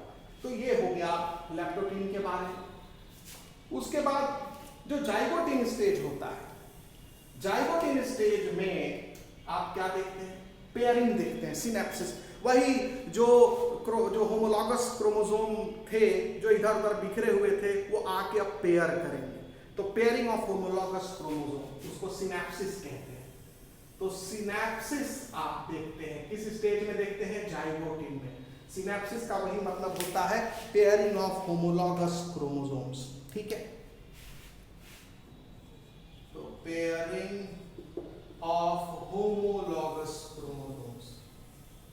होमोलॉगस क्रोमोसोम्स ये जाइगोटीन में होता है, ठीक। पेयरिंग आपको समझा ही चुके हैं कि अगर मान लीजिए ये न्यूक्लियस है तो इसके अंदर मान लो ये क्रोमोसोम इधर है, ये क्रोमोसोम इधर है, ठीक है, ऐसे बिखरे हुए हैं क्रोमोसोम्स, ठीक। और ये उस समय नहीं पता चलेगा कि कौन क्रोमोसोम किसका पार्टनर है, ठीक है। लेकिन जब सिनेप्सिस होगा, तो आप देखेंगे कि जो क्रोमोसोम्स हैं होमोलॉगस क्रोमोसोम वो पेयर करेंगे। ये नहीं कोई दो क्रोमोसोम आके पेयर कर जाएगा। ये देखिए ये पेयरिंग होगी, इसकी पेयरिंग होगी, ये दोनों सेम टाइप ऑफ क्रोमोसोम है क्योंकि उनमें सेम कैरेक्टर के जीन मौजूद है। ये समझा चुके हैं, ठीक है। मान लो ये 2A 2B 2C, पहले ABC बिखरे थे इधर उधर, कोई पेयरिंग नहीं थी, लेकिन वो जाइगोटीन स्टेज में आकर के पेयर करेंगे तो वही कहा जाता है ये होमोलॉगस पेयर है, ये होमोलॉगस पेयर है, ये होमोलॉगस पेयर है। हर होमोलॉगस पेयर का एक क्रोमोसोम फादर से आता है, दूसरा क्रोमोसोम मदर से आता है स्पर्म और ओवम के जरिए, और अपने साथ वो जीन्स लेके आता है। पूरी कहानी इसके पहले समझा चुके हैं। तो ये पेयरिंग किस स्टेज में होती है? जाइगोटीन स्टेज में होती है, ठीक है। और ये जो पेयरिंग होती है ऐसे नहीं हो जाती है, इन क्रोमोसोम्स को पकड़ के रखने के लिए एक प्रोटीन का ग्रुप होता है, वो एक कॉम्प्लेक्स बनता है जिसको सिनेप्टोनिमल कॉम्प्लेक्स कहते हैं। तो ये ध्यान आपको रखना पड़ेगा, और ये इलेक्ट्रॉन माइक्रोस्कोप की मदद से देखा जाता है, ठीक है। तो याद रखेंगे, और आपको मालूम है कि इसमें हर क्रोमोसोम में 2-2 क्रोमैटिड होगा, इंटरफेज में बन चुका है स्पेस में। तो आप ऐसे देखेंगे, ये जो पेयरिंग होगी वो कुछ इस तरह से होगी,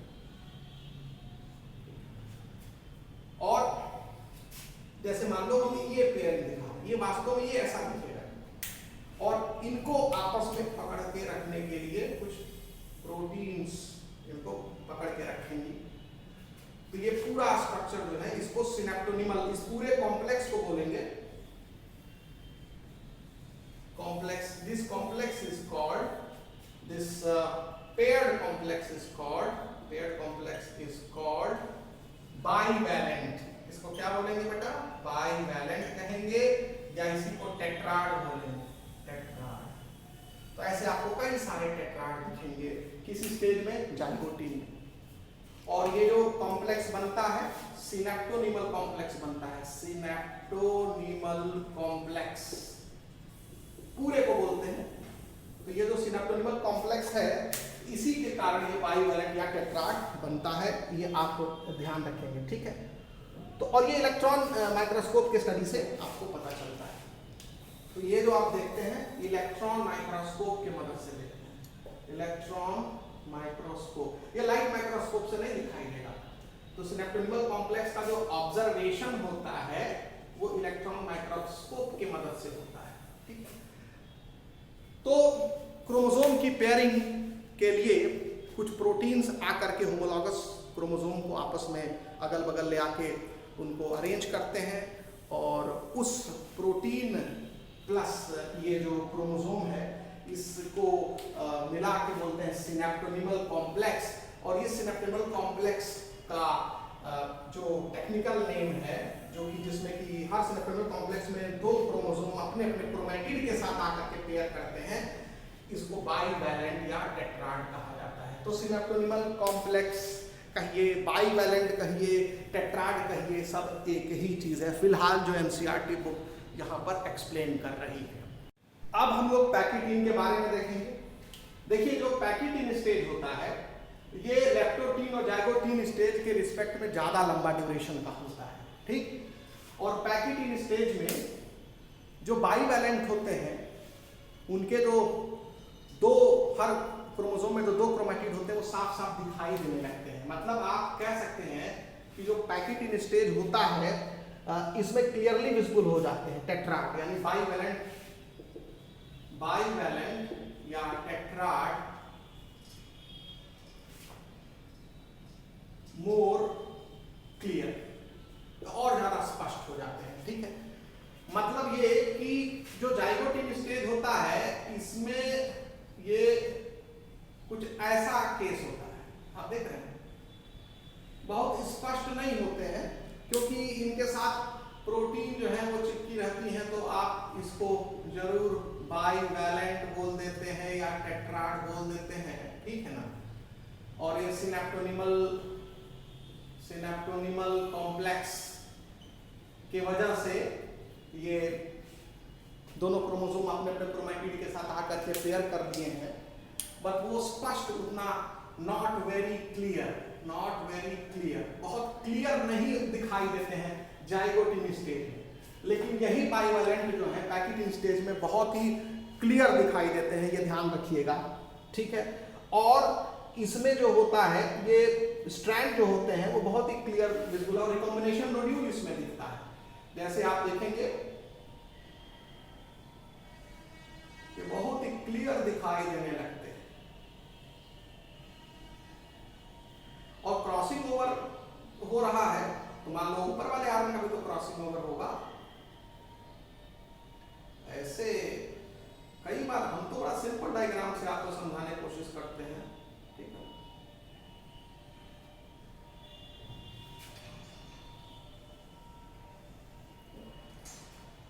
तो आपको ये क्रोमैटिड भी साफ दिखाई दे रहा है, ये क्रोमैटिड भी साफ दिखाई दे रहा है। ये दोनों क्रोमैटिड एक इस क्रोमोसोम के हैं, उसी तरह ये क्रोमैटिड और ये क्रोमैटिड, और जहां क्रॉसिंग ओवर होना है वहां गांठ दिखेगी। तो ये हो गया रिकॉम्बिनेशन नोड्यूल, तो इसको बोलते हैं रिकॉम्बिनेशन नोड्यूल। तो रिकॉम्बिनेशन नोड्यूल दिखता है पैकेटिन स्टेज में, ठीक। तो आप पैकेटिन स्टेज में रिकॉम्बिनेशन नोड्यूल देखते हैं, और जो बाईवैलेंट और टेट्राड है बहुत ही स्पष्ट दिखाई देने लगते हैं। और रिकॉम्बिनेशन नोड्यूल क्या है? Site of crossing over, site of crossing over. Crossing over हमने आपको समझा दिया है, exchange of genetic segment between homologous chromosomes. तो क्रॉसिंग ओवर का डेफिनेशन भी हमने आपको बता दिया है कि क्रॉसिंग ओवर जो exchange of genetic material between two homologous chromosomes. तो exchange of genetic material, exchange of genetic material, ठीक है। Exchange of genetic material between homologous chromosome, homologous chromosomes, ठीक है, ये होता है। और क्रॉसिंग ओवर और वो उनके नॉन सिस्टर क्रोमैटिड के बीच में होता है, between their non sister chromatids, non sister chromatids, ठीक। ये दोनों नॉन सिस्टर क्रोमैटिड है और ये दोनों क्या है? सिस्टर क्रोमैटिड है। तो ये जो सिनेप्टोनिमल कॉम्प्लेक्स में जो दो क्रोमोसोम अपने अपने क्रोमैटिड के साथ आकर के पेयर किए हैं, ये पेयरिंग तो हो जाती है जाइगोटिन स्टेज में, इसी को सिनेप्सिस कहते हैं। लेकिन पैकेटिन स्टेज में ये जो दोनों क्रोमोसोम हैं, इनके जो टोटल मिला के 4 क्रोमैटिड हैं, वो बहुत ही स्पष्ट दिखाई देने लगते हैं। यानी tetrad is clearly visible in which stage? Pachytene stage. वही तो लिख दिया, more clear, tetrad is clear in pachytene stage. Zygotene stage में बहुत क्लियरिटी नहीं होती है, पेयरिंग हो गई है लेकिन साफ साफ धुंधला होता है, बहुत आप आसानी से उसको बता नहीं सकते हैं कि इसमें 4 जो क्रोमैटिड्स हैं वो बिल्कुल सेपरेट हों और आप उनको ऑब्जर्व कर सकें। नहीं, वो ऑब्जर्वेशन आप पैकेटिन स्टेज में कर पाते हैं। साफ देखो, इसमें और इसमें अंतर दिख रहा है कि नहीं दिख रहा है? वो डायग्राम में हमने ऐसा बनाया कि अंतर दिखे। तो पैकेटिन स्टेज में क्रॉसिंग ओवर होता है। Crossing over takes place in which stage of meiosis? तो बोलोगे क्रॉसिंग ओवर होता है पैकेटिन स्टेज में। तो साफ साफ लिख देंगे, क्रॉसिंग ओवर जहां हो रहा होता है वहां गांठ दिखती है, रिकॉम्बिनेशन नोड्यूल दिखता है। और क्रॉसिंग ओवर की जो घटना होती है उसमें एक एंजाइम कॉम्प्लेक्स हिस्सा लेता है जिसको रिकॉम्बिनेज एंजाइम बोलते हैं। तो क्रॉसिंग ओवर की वजह से जेनेटिक रिकॉम्बिनेशन होता है, जैसा कि बता चुके हैं, लीड्स टू रिकॉम्बिनेशन, ठीक है। इसका टुकड़ा टूटेगा, इसके क्रोमैटिड पर चला जाएगा, इसका टुकड़ा टूटेगा, इसके क्रोमैटिड पर चला जाएगा। तो एक्सचेंज ऑफ जीन्स जब होगा तो उसके लिए जीन का टूटना और जुड़ना दोनों होगा। एक से टूटेगा, दूसरे से जुड़ेगा। उससे टूटेगा, इससे जुड़ेगा। तो इसमें एक एंजाइम हिस्सा लेता है, इसी नोड्यूल में एक एंजाइम मौजूद होता है, रिकॉम्बिनेज एंजाइम। तो रिकॉम्बिनेज एंजाइम किस स्टेज में काम करता है? पैकिटिन स्टेज में काम करता है। ये जेनेटिक रिकॉम्बिनेशन कराने में मदद करता है, मतलब क्रॉसिंग ओवर कराने में मदद करता है। तो ये ध्यान रखिएगा, रिकॉम्बिनेज एंजाइम, ठीक है, उसके कारण ये क्रॉसिंग ओवर होता है। ठीक, तो recombinase enzyme helps in crossing over, ठीक।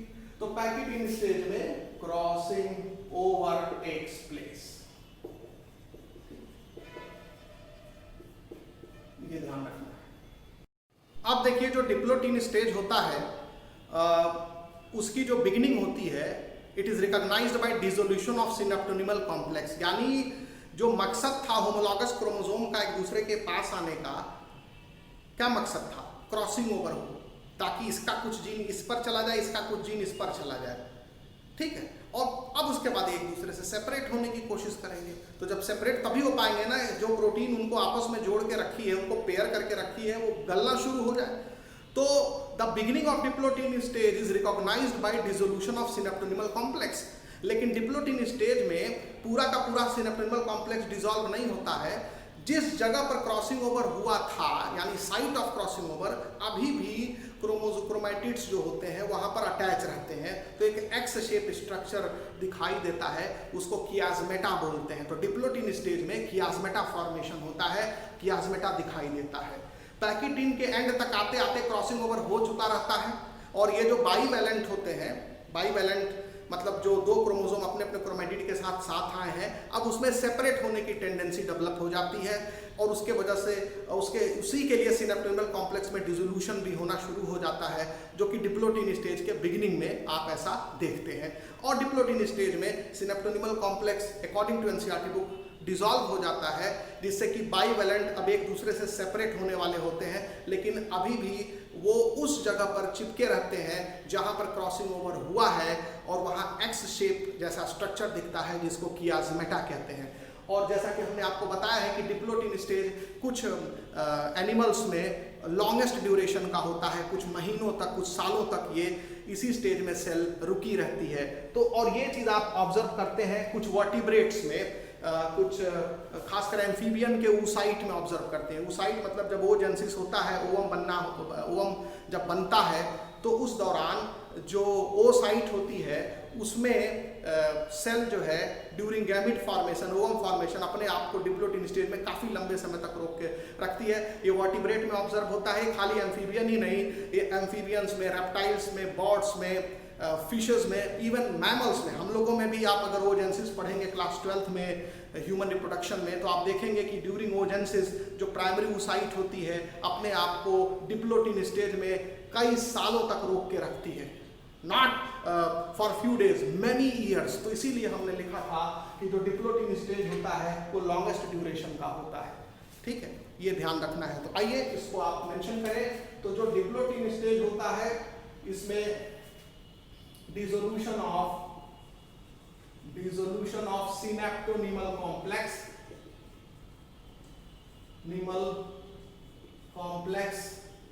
ठीक है। तो tendency of separation of homologous chromosome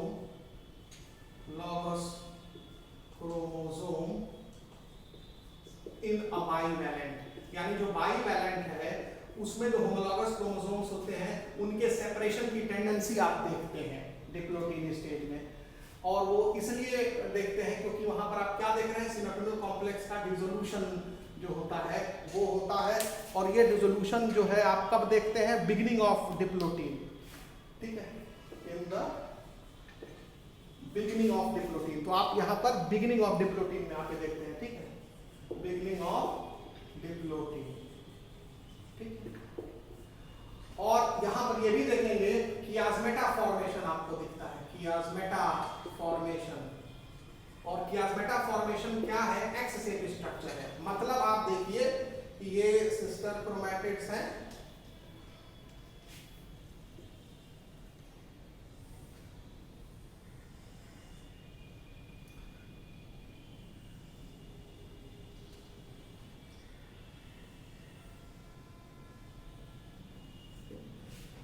ये दूसरा होमोलॉगस पेयर का है, थोड़ा बड़ा बना देना।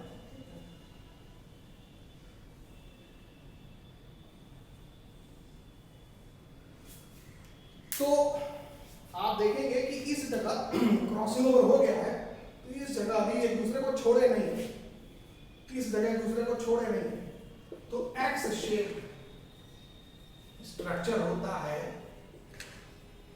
कियास्मेटा। तो कियास्मेटा जो होता है वो एक्स शेप स्ट्रक्चर होता है, ठीक है, ये ध्यान रखना है। और बाकी जगह जो सिनेप्टोनिमल कॉम्प्लेक्स था, जो प्रोटीन्स थी जो इनको आपस में जोड़ी थी, जैसे ये जो जगह थी या इन जगहों पर ये सिनेप्टोनिमल कॉम्प्लेक्स जो पहले बना था जाइगोटिन स्टेज में, पैक्टिन स्टेज में, आप देखेंगे वो सब धीरे धीरे डिसॉल्व हो जाता है। ये सब यहाँ भी होगा। तो सिर्फ सिनेप्टोनिमल कॉम्प्लेक्स उसी जगह बसता है जहां साइट ऑफ क्रॉसिंग ओवर है। बाकी जगह का देखो सिनेप्टोनिमल कॉम्प्लेक्स में मिटा दे रहा हूं, ये डिसॉल्व हो गया, ठीक। तो अब सिर्फ ये जो क्रोमोसोम है और ये जो क्रोमोसोम है, ये दोनों अब सेपरेट तभी होंगे ना जब ये कियास्मा खत्म होगा। तो डिप्लोइड स्टेज में सिनेप्टोनिमल कॉम्प्लेक्स जो देख रहे हैं, जो दो क्रोमोसोम को आपस में जोड़ा था, वो डिसॉल्व होता है स्टार्ट में ही, लेकिन उस जगह पर सिनेप्टोनिमल कॉम्प्लेक्स डिसॉल्व नहीं होता है जहां पर क्रॉसिंग ओवर हो चुका है। वो एक्स शेप के रूप में वो दिखाई देता है। अभी भी क्रोमोसोम क्रोमैटिड्स सटे हुए हैं, नॉन सिस्टर क्रोमैटिड अभी भी जुड़े हुए हैं, सिनेप्टोनिमल कॉम्प्लेक्स का अवशेष वहां बचा हुआ है, और उसी को बोलते हैं कियास्मेटा फॉर्मेशन। तो जाइगोटिन में सिनेप्सिस हुआ, पैक्टिन में क्रॉसिंग ओवर हुआ, डिप्लोइड में कियास्मेटा फॉर्मेशन हुआ, ठीक। और अब इसके बाद ये भी लिख लेंगे कि वर्टिब्रेट्स की ऊसाइट में, ऊसाइट ऑफ वर्टिब्रेट्स, ये डिप्लोइड जो है वो मंथ्स, कई महीनों तक दिखता है, मंथ्स एंड ईयर्स, कई सालों तक ये दिखता है, ये आपको ध्यान रखिएगा, ठीक है। और उसके बाद फिर आता है डाइकाइनेसिस। डाइकाइनेसिस में टर्मिनलाइजेशन होता है, टर्मिनलाइजेशन होता है। टर्मिनलाइजेशन का मतलब होता है यही कियास्मा जो है, जो पहले आपको यहां दिख रहा था, ये धीरे धीरे टिप के तरफ आता है। जैसे आप मान लीजिए कोई रस्सी है, दो रस्सी है, उसको आप ऐसे क्रॉस किए हुए हैं, एक रस्सी लिए उसके ऊपर दूसरी रस्सी रख दिए तो क्रॉस बन गया। अब आप दोनों रस्सी को, एक तो है कि रस्सी को उठा लीजिए तो क्रॉस खत्म हो जाएगा, लेकिन उठाइए मत, दो रस्सी एक दूसरे को ऐसे क्रॉस की हैं और रस्सी के एंड को पकड़ के ऐसे खींचिए तो वो क्रॉस धीरे धीरे किनारे की तरफ आता जाएगा और आकर के फिर तब सेपरेट होगा। तो जब कियास्मा का मूवमेंट किधर होगा, किनारे की तरफ होगा, और किनारे की तरफ आकर के तब क्रोमोसोम सेपरेट होंगे, उनके क्रोमैटिड सेपरेट होंगे, नॉन सिस्टर क्रोमैटिड सेपरेट होंगे, इसको बोलते हैं टर्मिनलाइजेशन। तो आप देखेंगे पहले जो एक्स आपको दिख रहा था वो यहां दिख रहा था, कुछ समय बाद आपको एक्स जो अब दिखेगा वो और आगे दिखेगा, ठीक। आप देख रहे हैं ये और ज्यादा आगे आ गया एक्स, और कुछ के बाद ये सेपरेट हो जाएगा। ये समझ में आया? तो ये चीज आपको ध्यान रखना है, इसी को बोलते हैं टर्मिनलाइजेशन। यानी ये जो कियास्मा है अब मूव कर रहा है टिप के तरफ, और एक समय आएगा कि जब ये टिप पर पहुंच जाएगा तो फिर सेपरेट हो जाएगा, तो इसको टर्मिनलाइजेशन कहा जाता है।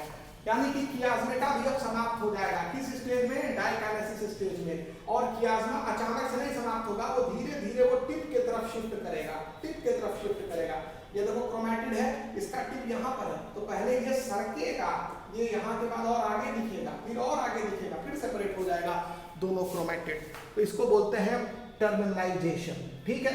और यहाँ तक आते आते ये जो क्रोमोसोम होता है वो फुली कंडेंस्ड हो जाता है। ये मत सोचिएगा कंडेंसेशन रुक गया था, ये लैक्टोटिन स्टेज में ही, कंपैक्शन तो मतलब ये सारी घटनाएं घट रही है और कंडेंसेशन भी और कॉइलिंग भी चलती जा रही है पैरेलली।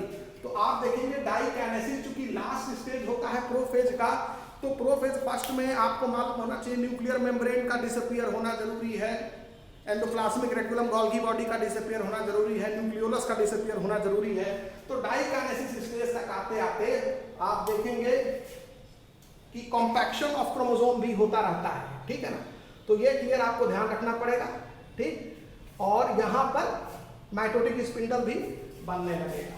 तो डाइकाइनेसिस में nuclear end of diakinesis, end of diakinesis का कहने का मतलब है एंड ऑफ प्रोफेज फर्स्ट। तो एंड ऑफ डायकाइनेसिस कहिए या एंड ऑफ प्रोफेज फर्स्ट कहिए, बात एक ही है हुआ ना। यहां nuclear membrane, nucleolus, endoplasmic reticulum, Golgi body, ये सब डिसअपीयर हो जाते हैं, ठीक है, डिसअपीयर हो जाते हैं, ये ध्यान रखिएगा, ये सब डिसअपीयर हो जाएंगे।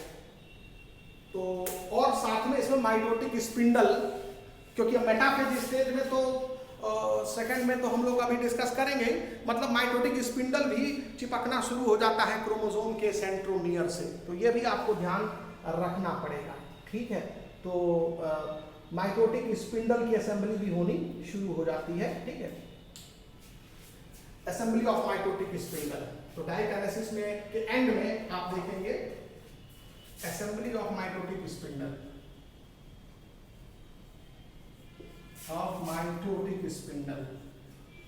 माइटोटिक स्पिंडल की असेंबली